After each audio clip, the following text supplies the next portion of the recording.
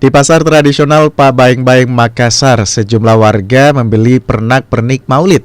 Menurut pedagang, pernak-pernik yang paling banyak dicari warga adalah tempat telur hias.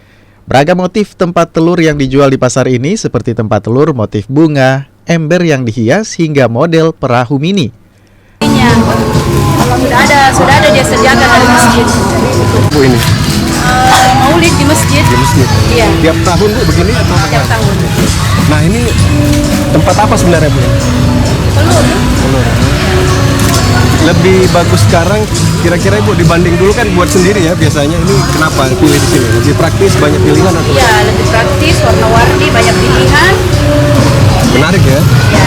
Harga pernak-pernik Maulid yang dijual di pasar ini pun beragam, mulai dari Rp1.000 hingga ratusan ribu rupiah sesuai dengan motif dan keunikannya.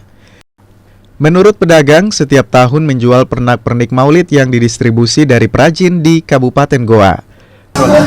Maulid. Tiap tahun seperti ini? Iya, tiap tahun. Ini dipasok dari mana itu? Iya, dari Apa saja hiasannya? ini tempat telur, ember, bunga, perahu.